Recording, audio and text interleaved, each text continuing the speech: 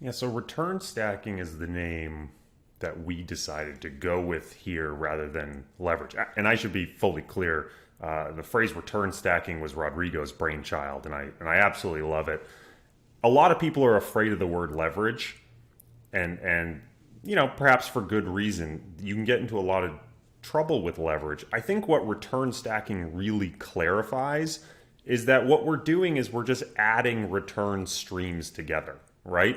So when you say, how should this portfolio behave? And I tell you it's a 60-40 that's levered up 1.5 times. Well, I think it's easier to think about it as you getting 90% equity plus 60% bonds.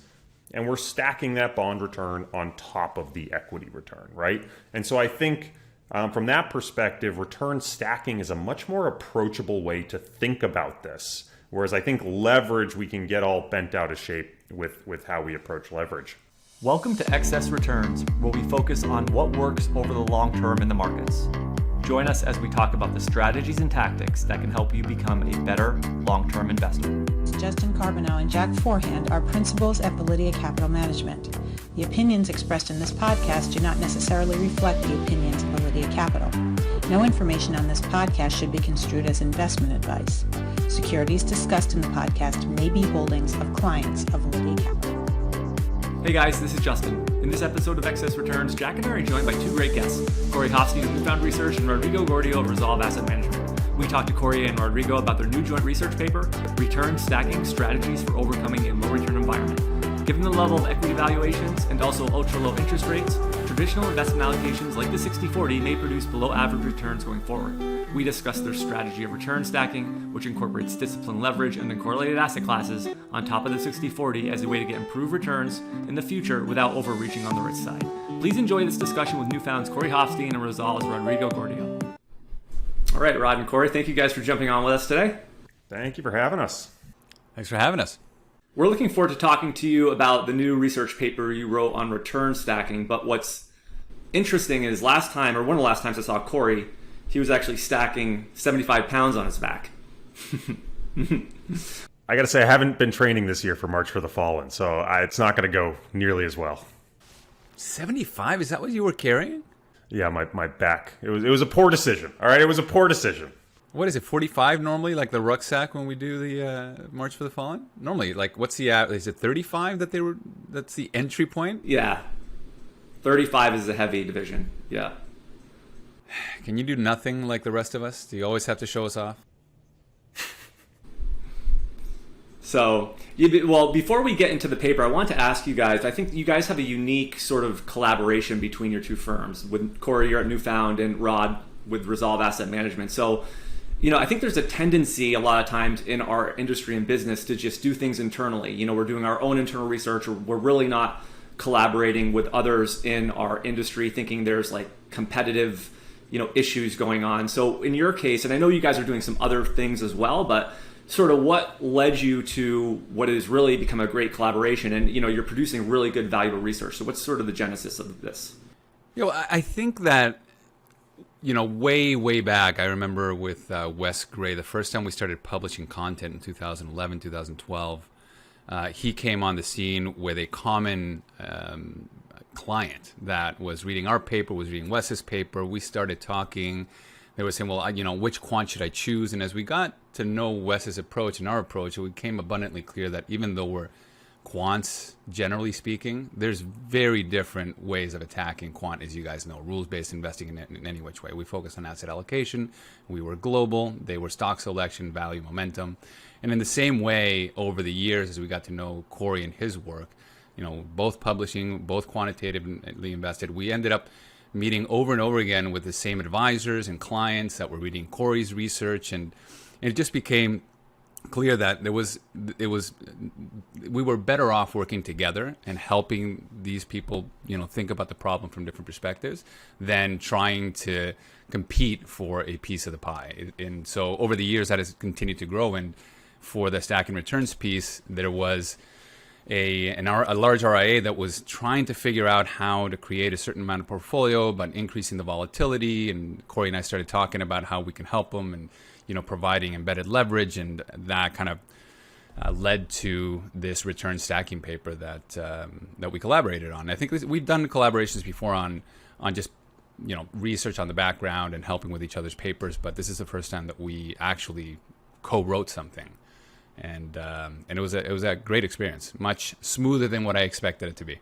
One of the things that I like about both of the types of research you guys put out, it's not some quick blog post, but it's also not a 50-page academic paper. You're sort of in the middle here with sophisticated concepts, and meaty research, but being able to talk about it at a level that's, I think, understandable for many investors. Like our audience, the people listening to this are going to be mostly retail investors. So you guys can talk to this stuff in the type of way that is, I think, understandable for the vast majority of investors.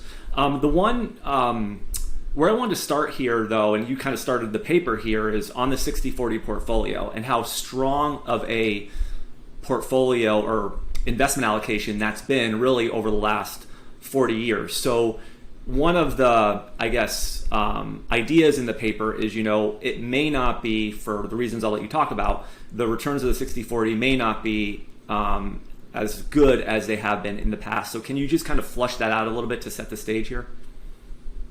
Yeah, for the last 40 years, if we rewind the clock and look where that 40-year period began, it really starts in the early 1980s, where you have high real interest rates and very cheap valuations in equities. So there really wasn't ever a better starting period in hindsight to be allocating towards a fairly passive market beta portfolio like a 60-40.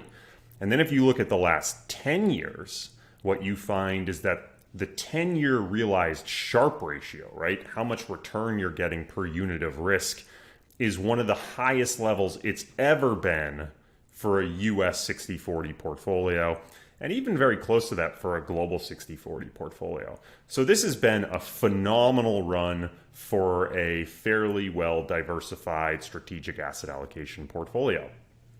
Where we sit today, though, with that strength of a run, what we're looking at is high valuations in equities and very low real interest rates in bonds. And so if you're taking those together and trying to forecast out what sorts of returns we can expect, what we would look at is basically say, with high valuations in equities, we would expect some mean reversion over time, and that's going to be a drag on equity returns. And with bonds, the math is even simpler. Your starting yield to maturity is a fantastic predictor of the return you're going to realize. If you hold the bond all the way to maturity and there's no default, it will be the return you realize. But even for something like a constant maturity or constant duration bond index, say your 7 to 10 year US Treasury index or something like that, your yield to maturity is a really good predictor of returns over the next 2 times duration years. So if the duration of a 7 to 10 year US Treasury portfolio is 7, we double it, call it 14. The current yield to maturity is a fantastic predictor of annualized returns over the next 14 years. And that's less escapable than the equity side, right? That's just bond math. Really, no matter what happens with interest rates, that's the return you're going to annualize. Equities, there's the growth component that might surprise and outrun the valuation reversion. But when we look at that 60-40 and say there is this big 40% slug that is definitively going to realize much lower returns than it has in the past, simply because of the way bonds work, it means that we as investors have to think about, are we going to be able to meet our future return needs with this same portfolio structure? I've been one of these guys that's been talking about, the low returns or the low expected returns of the 60-40 for a long time. And, what I've been saying has not been materializing. And I'm just wondering, do you think there's anything that could have changed in the world? Is mean reversion slowed down? Is there anything that could be happening where maybe as we talk about these expected returns, maybe this portfolio is going to do better than we think it's going to? One of the things we see over the last, call it 20, 30 years, is that the portfolio that's been required to hit, say, a target 7.5% return has gotten riskier and riskier based upon these forecasts, right? So in 1995, you could have had a 100% bond portfolio and achieved a 7.5% nominal return. And not far off of that from a real return basis either. Fast forward to 2015, 2020, on an expected return basis, that portfolio now needs to be more like 90% risk assets, much of which has to be put towards private, less liquid investments like real estate, private credit, private equity, and just 10% in fixed income. So a lot of us for the last 5 years, 7 years have been saying expect low returns in equities going forward. Valuations are elevated. Is this time different? Have we hit a permanently higher valuation plateau? Possibly. Did earnings growth outrun the valuation reversion? Possibly. Is that a gamble we want to take going forward? Not necessarily. One potential argument here is that as investors have been forced out along the risk curve from that all bond safe portfolio to a very risky asset dominant portfolio over the last 20 or 30 years, that's increased the bid in valuation for equities. And so what you're seeing in the equity performance is the realization of everyone being forced into those risky assets potentially. But that's not a trend that can sustain forever. Just to set the framework for what we're going to talk about, because the first question you always get when you say, all right, the 60-40 portfolio is not going to work is, well, what else? And before we talk about some of the concepts you talked about in the paper, I first want to talk about like what else is out there? What are sort of the other asset classes or the other things that are available to investors besides stocks and bonds that you might want to consider incorporating into a portfolio? Yeah, I think obviously there's two ways of dealing with diversifying your portfolio, right? You can add more traditional asset classes that are not actively managed, like gold, like commodities and the like. Then you have your actively managed kind of higher fee portfolio managers, your long short CTAs, your long short equity, your systematic global macro. There's a wide plethora. If you just go to the kind of the alternative side of things on Morningstar, you'll see your options there. So that's what advisors and investors are faced with, right? They're faced with understanding that possibly maybe in the future returns to 60-40 will be lower. And so if that's the case, if I'm smart and I'm thoughtful about my portfolio, I should diversify. And so using these tools like non-correlated gold, non-correlated commodities, CTAs, and so on, what's been happening is applying these tools has hurt investors quite a bit. Diversification has not paid off. Right. And so I think it's been an issue where if you've been thoughtful, you've gotten burned. If you're an advisor that has been thoughtful and reduced your 60-40 position to add these diversifying alternatives, you're having things that are zigging when they're zagging. You're getting that diversification. But right now, what most people care about that is zigging up is 60-40. It's the home country bias that everybody experiences. And so it's much more painful to see everybody else that's 100% invested in domestic equities and bonds make that much more money when the other things have done either less well or negatively correlated, right? So I'm losing some money.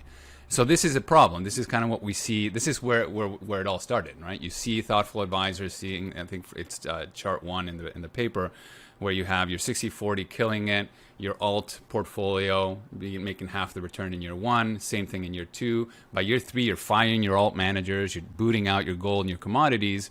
Just when year 4, when your alts make money, 60-40 loses money. And on average, you're kind of making the same average return, but the experience was very, very different, right? That tracking error bias is so powerful.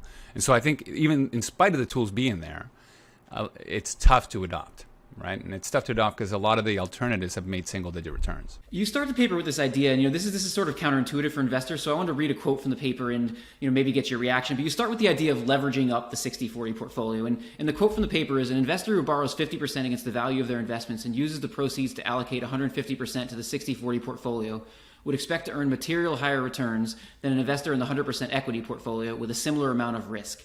And I think that idea might be counterintuitive to investors. So can you sort of explain how that works? I think most investors think of leverage as something that's very dangerous, something that invites disaster. And that may be true when you are levered into a highly concentrated, particularly illiquid investment. But that's not necessarily true when what we're doing is using leverage to introduce diversification. So in this case, a 100% equity portfolio is very concentrated in equity risk. If we look at a 60-40 portfolio and lever it up 1.5 times, what you're left with is a 90% equity portfolio and 60% in bonds. And so that 90 versus 100, you're cutting a little bit of risk there, but the real benefit comes from the lack of correlation or potentially even negative correlation that we've seen in crises over the last 40 years, that bonds can be a diversifier to equities. And so it seems like we're taking more risk because for every dollar we're getting $1.50 of exposure. But because that excess exposure is not only lower volatility, but it has exhibited low to negative correlation to equities, it can actually potentially reduce the risk of a 100% equity portfolio. I would add to that you have a few more benefits from having two non-correlated return streams, right? The number one is, so you have 90% in equities. Let's say you're expecting 10% returns in equities. All of a sudden, that 90% is giving you 9%. So what you need the other 60 to do is you need to make a 2% rate of return so that you match the return profile of your 100% equity portfolio. That shouldn't be that difficult to do, even with what Corey has described and the ability to do some roll yield. You should be able to reach that. But more importantly, as Corey alluded to, when there's been negative growth shocks, you've seen a negative correlation between bonds and equities. And you're not just sitting there, you're rebalancing. You're taking away from the bonds and buying very cheap stock. And every time you get to do that, you're able to capture a rebalancing premium that helps in that regard. So you're not only getting for the 150, you're getting the same or lower level of risk, likely a lower drawdown, and a slightly better return. It hits every angle of what is required and desired by investors. In the paper, you guys, and Corey, you kind of touched on this just a minute ago, but you use the first example of this concept of return stacking, which maybe you can before you answer what the part that I'm really going to ask, maybe you could sort of talk about what return stacking is, and sort of we can define that. But you use the example of a levered 60-40, and then you coupled that with bonds to illustrate sort of a simple concept of this idea of return stacking. You hit on it before, but if you could just maybe flush that out a little bit more, I think it would be helpful as we kind of move through the rest of the discussion here. Yeah, so return stacking is the name that we decided to go with here rather than leverage. And I should be fully clear, the phrase return stacking was Rodrigo's brainchild, and I absolutely love it. A lot of people are afraid of the word leverage, and perhaps for good reason. You can get into a lot of trouble with leverage. I think what return stacking really clarifies is that what we're doing is we're just adding return streams together, right? So when you say, how should this portfolio behave? And I tell you it's a 60-40 that's levered up 1.5 times. Well, I think it's easier to think about it as you getting 90% equity plus 60% bonds. And we're stacking that bond return on top of the equity return, right? And so I think from that perspective, return stacking is a much more approachable way to think about this. Whereas I think leverage, we can get all bent out of shape with how we approach leverage. This example we gave in the paper was really inspired actually by work that's been done at PIMCO for the last 40 years. So there's a great paper written by Bill Gross in the mid-2000s where he talks about a lot of the edges that PIMCO has tried to harvest. And one of them he calls structural alpha. And the idea behind structural alpha is to use derivatives that provide capital efficiency, where you only have to allocate a little bit of capital to get some of this core beta exposure, and then use the remaining capital in your portfolio to allocate to bonds where they think they have an edge. So that was a lot of jargon. So let me use an example. Let's say I wanted to own intermediate term US Treasuries with a little bit of alpha. How could I go about achieving that? Well, I could buy a 10-year US Treasury portfolio and try to actively trade the cash bonds and maybe try to trade the on the run versus the off the run and harvest some alpha there. But another way to do it would be to say, let me take 10% of my capital and use it as collateral to buy 10-year US Treasury futures. And I'm going to buy a notional amount that's equal to 100% of my portfolio. Well, what I've done by using futures, which are very capital efficient, right? I only need to use 10% of my portfolio to get 100% exposure. I freed up the remaining 90% of my portfolio that I can do anything with. And so one of the things I can do, for example, is, and I don't have to take a lot of risk here, I can just buy short-term, very high-quality investment grade bonds. Maybe 1 or 2 years in duration, maybe, AAA rated, and hopefully that little bit of extra risk I'm taking there manifests in a yield that is higher than the financing rate that's going to be embedded in my Treasury futures. And that excess return is going to basically stack on top of my Treasuries, because when I look at the entire portfolio, it's basically 100% US Treasuries plus 90% very short-term, high-quality corporate bonds. So the example in the paper does something very similar where we just use a 60-40, but I think keeping it simple here, that Treasury example is a perfect case study of using return stacking in its very simplest form. And as you go through the paper, you start to introduce this concept of the leveraged stock and bond exposure with other uncorrelated assets. So you continue to sort of stack and look for assets that are uncorrelated. So when you looked at that, what did you find in the data? So what really motivated us to write this paper is the realization that there wasn't just 1 or 2 funds, like Corey and I manage, we subadvise funds that have this capital efficiency across beta and alpha. But we found more than a dozen active mutual funds and ETFs that have, for every dollar that you give them, some sort of beta and alpha component to it, above 100% of the money that you give them, right? So when we put that together, and we kept in mind that the vast majority of investors and advisors that we talk to are highly sensitive to tracking error, that they don't want to have any FOMO with the 60-40, generally speaking, right? They need to continue to provide that return stream. We thought about using these different fund managers in such a way where you are able to capture an allocation of 60% equity, 40% bonds, and then on top of that, alpha that's widely available in these particular products, right? So we put, I think, 10 products together. We picked the ones that made sense to get this basic beta allocation. So when you x-ray the portfolio, you will have 160% exposure to things, 60%, 61% I think we were able to capture for equity, 40% to bonds.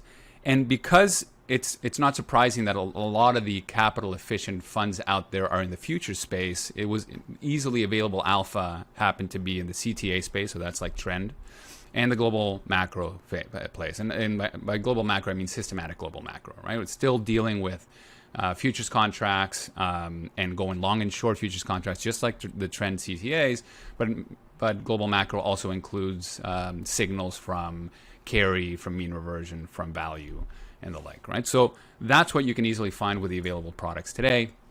And then at the end of that, you also see a lot of products like Corey's and ours and a few funds from Simplify that stack tail protection on top. So when you put all these funds together, you get multiple line items, right? That's a lot easier it's a lot more palatable. This line item risk goes away where you have 8 to 10 different funds. You're allocating between 10 and 15% to each one of them. You x-ray, you get an allocation of your 60-40 plus this alpha component. And what we're trying to do with this alpha component, I think this is a crucial point here when putting these things together. It is absolutely crucial that if you want low tracking error, gold and commodities and other diversifying assets are going to give you a completely different return stream, more similar to risk parity, where you really cannot care about what your domestic markets do. So if you do care about the domestic markets, you need to find overlays that are trying to make money most years, where they're going to be positive 9 out of the 10 years that you invest in them. And that's a key thing. And they need to be non-correlated to your 60-40. so that at the end of the year, when you're adding up your 60-40 returns, you can then look at your CTA and your global macro, and all of a sudden, the low single-digit returns that they've had over the last 10 years that you wouldn't want to invest in for your traditional portfolio, when you stack that 1 to 5% excess return on top of your 60-40, all of a sudden it becomes attractive, right? So I think that's important. If you're going to stack, be non-correlated. Single-digit returning alpha is magic when you're stacking it on top. And as time goes by, we'll get more managers that offer different things outside of global macro and CTA, I think. Right? So that's just, again, it's not prescriptive. It is just a way of doing it, and people can play around with those funds and allocations in order to come to a portfolio that they like best. And one of the things I think in the data, there wasn't a high degree of tracking error. The tracking error was relatively small, and yet the returns and the risk-adjusted returns were, quite superior to a 60-40. Yeah, I think when you look at the types of exposures we stacked on top, and they were chosen very carefully, right? Again, for that attractive property of having sort of low downside risk, but some potential upside, explosive potential. You look at something like managed futures. A lot of the frustration with managed futures has not necessarily been the absolute drawdown that they've exhibited.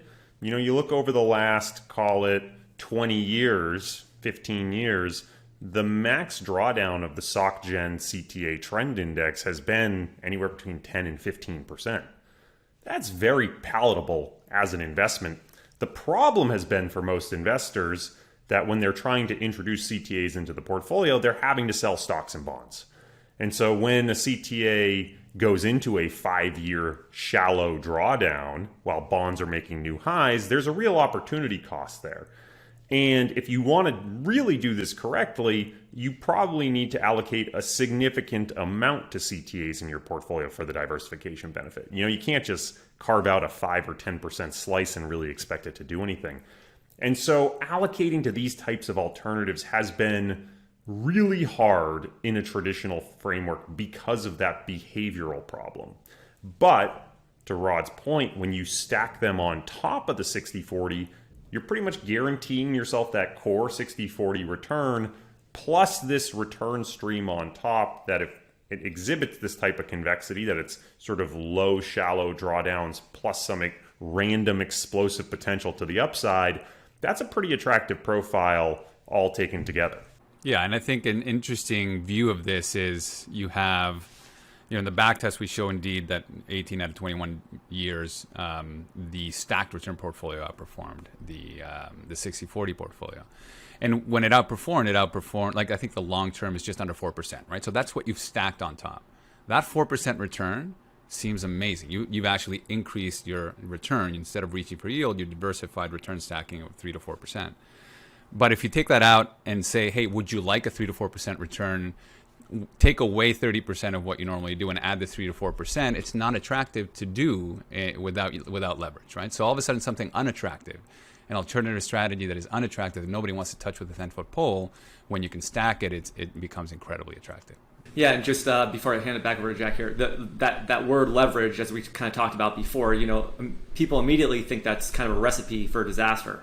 But in this case, as you're kind of showing, like leverage, it can actually help quite significantly. And even in the paper you guys wrote about, Buffett, part of his excess return over time comes from his, conservative use of leverage, if you will. So leverage isn't bad, and I think the return stacking name is certainly a lot better. Corey, you're known for talking about the idea that risk cannot be destroyed, only transformed. And I'm wondering, sort of, when you look at this concept of what you're doing here with return stacking, does that really hold? Are we actually taking the risk of increased leverage and are we destroying it? Or does that concept still hold in the context of what you're talking about here? I certainly think the concept still holds, right? I think what we need to do is look at a return stacking portfolio versus what the alternative is, right? So if we're looking at what does it take to earn 7.5% annualized today on an expected basis, and we're saying that portfolio traditionally allocated needs to be 10% bonds, 90% risky assets, many of which are illiquid risky assets, for better or worse from a behavioral and liquidity perspective, I would argue that's a very concentrated portfolio, not just in sort of shared risk, but truly shared economic risk, right? When all those risky assets do well or do poorly tends to be in the same economic growth cycle. But introduce some inflation shocks or some negative economic shocks, and that portfolio is highly sensitive to those risks. And so the idea of leverage in and of itself isn't necessarily riskier, right? If you go to the biggest hedge fund in the world, Bridgewater, and think about the risk parity concept that they introduced, what they really said was, ignoring the leverage part for a moment, we'd be much better off if we took asset classes and thought about them not as asset classes, but about the economic sensitivities that they had, and make sure we're diversified in our portfolio among things that'll do well in an inflationary environment, disinflationary, positive economic growth, negative economic shocks, everything in between. And then take that portfolio and lever it up to an appropriate volatility or risk level, however you want to measure it. And in theory, that more diversified portfolio should be more stable over the long run versus a more concentrated risk portfolio. We're really trying to achieve the same thing here. And that isn't to say, though, that leverage doesn't have its own unique risks.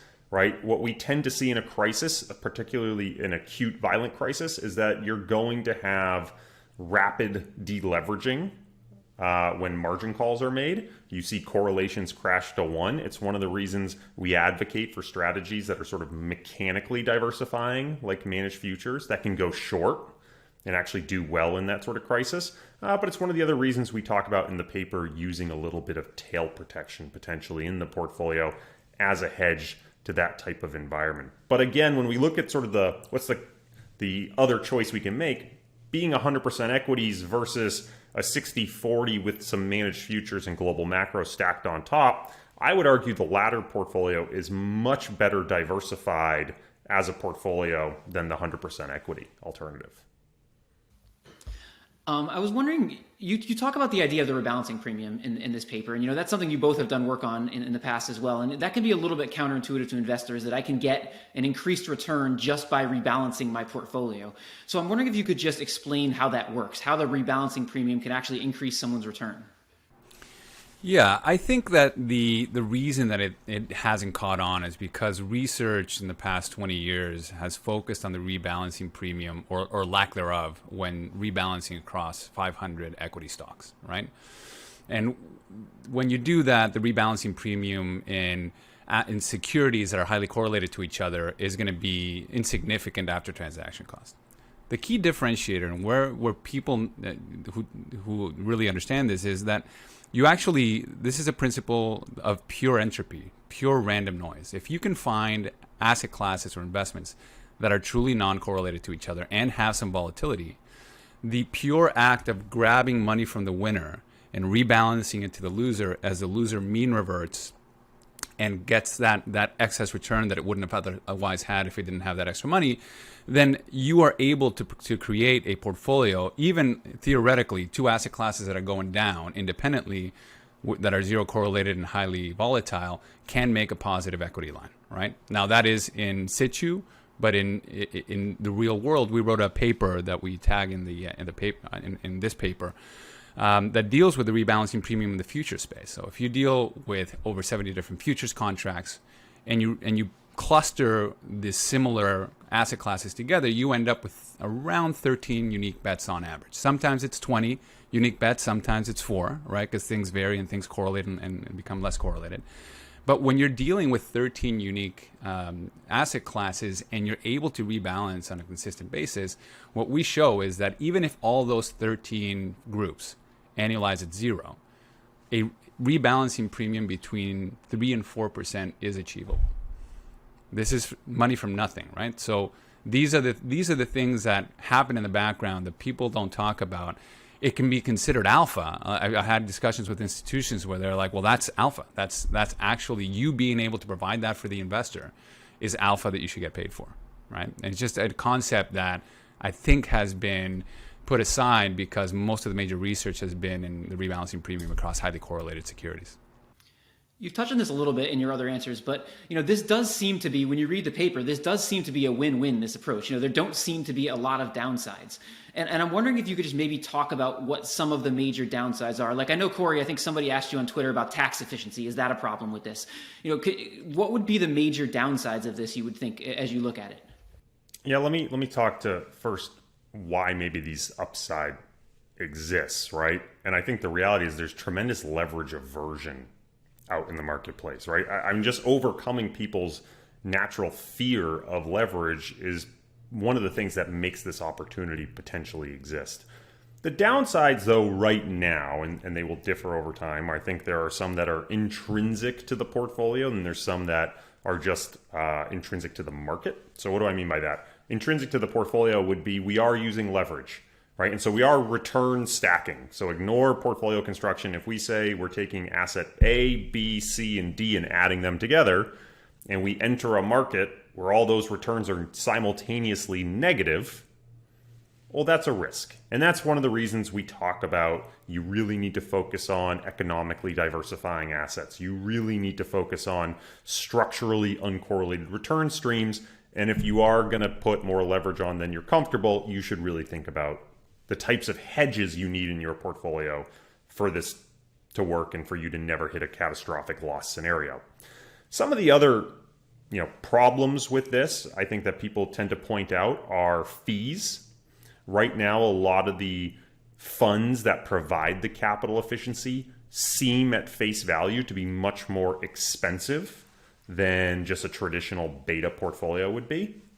And we can go into this deeper, but the trade-off you're getting is you are getting more exposure and you are stacking these returns. And so the open question is, can those excess returns overcome the added fees today?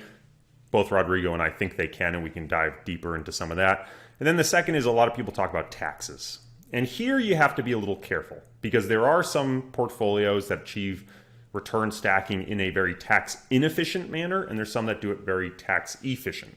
So as an example, PIMCO has been doing this since the 1980s in a lineup they call Stocks Plus. And they launched some mutual funds in it on this topic in the mid-2000s. And the way they do it is they buy an actively managed bond portfolio and they overlay it with S&P 500 futures to give you 100% exposure to the S&P plus 100% exposure to bonds. This is incredibly tax inefficient because S&P 500 futures are taxed at a 60% long-term, 40% short-term rate.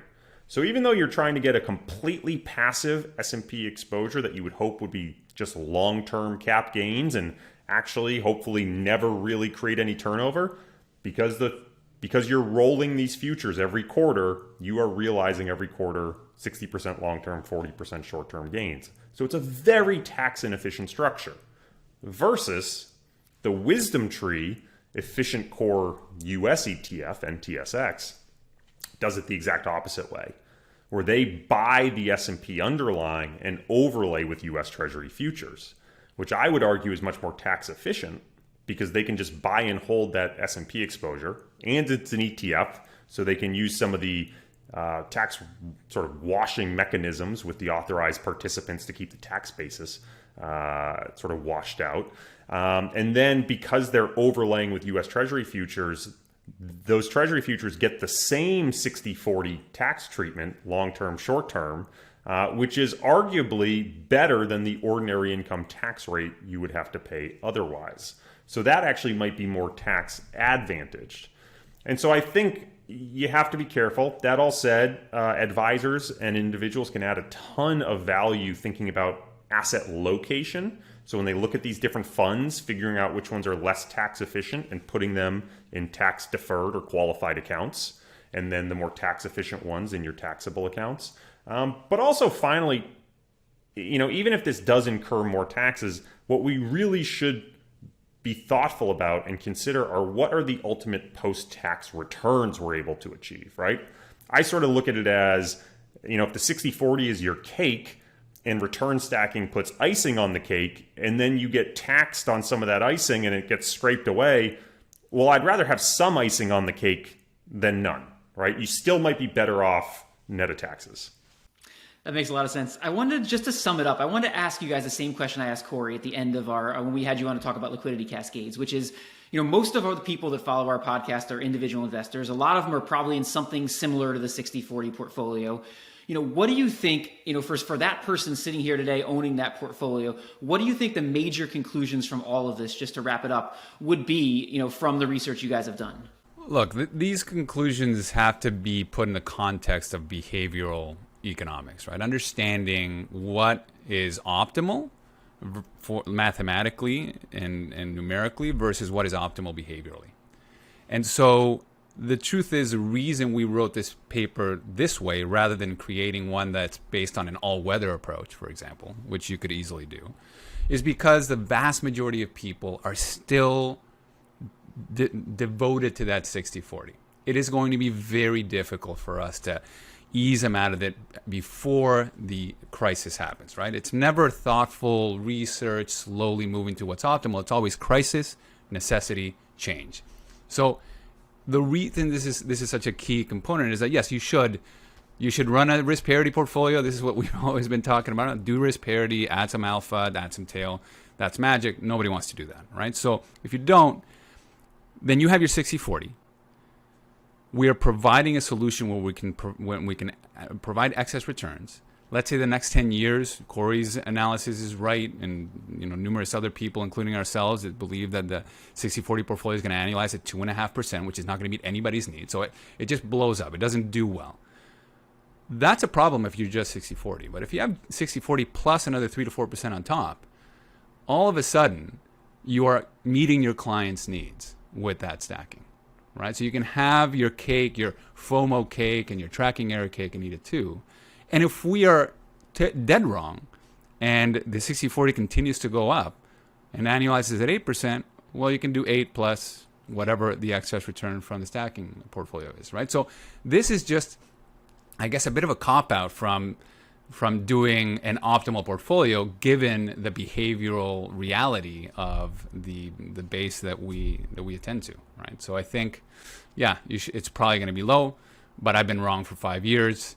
This is a way forward where that is likely more palatable for now. What I would add to that is the paper is not meant to be prescriptive. What we talk about in the paper, where we have a 60-40 portfolio that we add 30% CTA, 30% global macro exposure on top, is just an example. And what we're trying to highlight is that this return stacking approach can be used in very creative ways with investors, however they feel comfortable.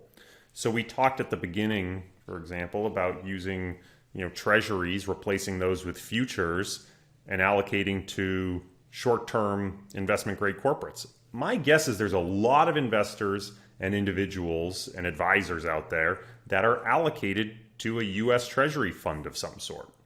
Well, I know for a fact that there is an ETF launching that is going to provide 2.5 times exposure to U.S. Treasuries. And so the question is, can you take that fund and replace it, part of it, take 40% and allocate to this 2.5 times levered Treasury future strategy, and then fill in the rest with short-term investment-grade corporate bonds, and just eke out a little bit of alpha there. You don't need to go all in the way Rodrigo and I might in our personal portfolios because we're willing to accept the tracking error. There are ways that this return stacking concept can be used to add value around the edges of a portfolio and try to eke out those incremental returns that we think will be incredibly valuable when compounded over the next 5 to 10 years. Speaking of value investing, you guys are value guys. Another approach that we've talked about is you buy the NTSX that provides you the 60-40 exposure by buying 67% of it, right? So you have 67% of your portfolio invested in this thing that now will give you the returns of a 60-40 portfolio, but you've magically have 33% in cash that, let's say, you leave on the sidelines. If you're a value guy, you want to buy when things are cheap. And if you're the type of advisor or person that's been in cash this whole time waiting for a dip to capture those excess returns and buy at the bottom, then you don't actually need to do that. You can get the 60-40 exposure, take the hit, But now you have $33 in cash to buy all those cheap value stocks at the right time. And nobody's going to be mad at you while you wait. Your wife's not going to be mad at you, or your husband's not going to be mad at you. You're an individual investor, and your clients aren't going to be mad as you wait for that opportunity. So you can see the many ways that one can apply this return stacking approach. Ultimately, you will be return stacking if you get the timing right? And Rod, what you just described is exactly what we did on March 23rd, 2020. Just kidding. Really? Yeah. Right to the day. But to Rod's point, like what we see a lot of times is people who want to buy the dip don't have capital to buy the dip with, right? How do you buy the dip if you're supposed to be 100% invested at all times, other than just rebalancing or selling something that's lower vol to buy the stuff that's on sale, making a relative value decision, using some of this capital efficiency to actually leave cash on the sidelines. I've spoken with advisors and high net worth individuals who leave it there because they get capital calls into private investments, or they want to deploy it opportunistically, or they just like having that cash buffer on the side. There's so many creative ways that I think this return stacking concept can add value to individuals beyond just the example we use in the paper. And so advisors, feel free to reach out to us. We've talked to tons of advisors about this concept. In individuals, it's a little harder from compliance reasons for us to talk to you. But if you are interested in this sort of stuff, I think we're going to be trying to publish more of these types of ideas going forward in creative ways in which this can be used. That's great. I want to ask you both one last sort of standard question here, and it's more of trying to tap your general knowledge and wisdom and experience in the markets, and you guys can both take a shot at answering this. But based on your experiences, if you could impart one piece of wisdom or teach one lesson to your average investor, what would that be? I guess I can go. I think what I always try to impart on investors is that predicting the future is really, really hard. It's nearly impossible. Now, that might sound odd coming from a person that has spent his living trying to predict the future. But the future that I'm talking about is the one where you're trying to predict what's going to happen over the next 12 months to any single asset class or security at any time, right? The type of prediction that we do internally is incredibly competitive, and I'm trying to predict using multiple factors what's going to happen in the next 5 to 10 trading days. So I need a full team, and I need to be active, be able to create that alpha, and it's in the most competitive landscape in the world. So what I try to tell people is, if you don't know for sure that you have an edge, that you are understanding that you're competing with the brightest minds on the planet in the most competitive landscape, if you don't understand that, then you're in trouble. And you should internalize that in my view, the way to approach the problem of saving for retirement is that you need to have an understanding that diversification is the first place to start. It is an explicit recognition of our ignorance. And of course, the way you need to both diversify for different market environments, high inflation, low inflation, high growth, low growth, but you also need to make sure that you put those components in balance so that the maniacs aren't taking over the asylum, where you're not having high volatility stuff, tail wagging the portfolio dog. So I think balance and diversification without making any future prediction is your first step. Like, you need to get that right. You need to internalize why diversification works and why it's important, and stop trying to predict or believe in anybody that's trying to give you predictions of the future. Once you have that in place, then you can start testing how good you are against the rest of this competitive landscape. I think that's step one, whereas the opposite tends to happen. People come into the market, they have the Dunning-Kruger effect, they have one win picking a stock, and they think they got it. And as the more they play this game, the more they realize they don't have it. And a decade later, they said, well, diversification is the way to go because I can't foresee the future, right? So we got to flip that. Focus on diversification first, create a do-no-harm portfolio, the Hippocratic portfolio of finance, and then start trying to edge out some alpha. I think my sentiments will echo Rod's, though I'll take it in a slightly different manner. I would say that I think a lot of people try to find alpha in security selection. And I think there's a lot more alpha to be created over time in portfolio structure. And it can both be offensively through ideas like return stacking, but also defensively in terms of how you create a resilient portfolio. We're only going to live one path of market history. We never want to realize catastrophic losses. So Rod just spoke very eloquently about building a resilient portfolio diversified across economic regimes. The way I've always thought about it is there's really just more than one dimension of diversification. We often think about what I call the what dimension, as in what are we investing in? And I think that's a crucially important dimension of asset allocation. But I think we should also think about how those investment decisions are being made and when they're being made, right? If you got your asset allocation correct, but you put all your equities into deep value stocks over the last decade, you've sort of lagged behind equity markets. So your how decision wasn't necessarily well diversified. Similarly, that when you rebalance is sort of an opportunity diversification. If you happen to have private equity in your portfolio, for example, and you just allocated once in 2013, it might have been a good vintage. It may not have been. Similarly, when you rebalance your portfolio has a huge amount of impact. So for me, creating portfolios with true resiliency is not just thinking about the economic diversification that Rodrigo pointed out, though that is crucially important. It's also thinking through these other axes of diversification. That's great, guys. Thank you. If people want to read the paper, download the paper, learn more about you, follow you guys on Twitter, learn more about your firms, where can they go to do that? Yeah, so they can go on investresolve.com and tap in the research section. You'll be able to find the paper there. I'm also on Twitter as Rod Gordillo P if anybody wants to reach out and chat about this topic. And we also do a live Friday night riffs on YouTube and I think Periscope and Twitter, where Mike, Adam, myself, and a guest come on and speak about whatever we feel like. This started before or right after COVID happened. We were missing each other, arguing against each other, and so this spawned, and it's been pretty fantastic. If you want to get to know the personalities behind ReSolve better, that's the way to do it. And for me, you can find our firm at thinknewfound.com. You can find me on Twitter, C. Hoffstein, and you can check out my podcast, Flirting with Models.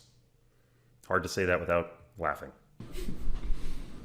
Great. Thank you very much, guys. This has been awesome. Appreciate it. It's been a pleasure. Thank you, guys. Yeah, thanks, guys. That was great.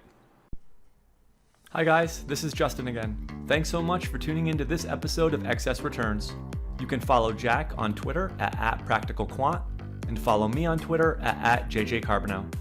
If you found this discussion interesting and valuable, please subscribe in either iTunes or on YouTube, or leave a review or a comment. We appreciate it.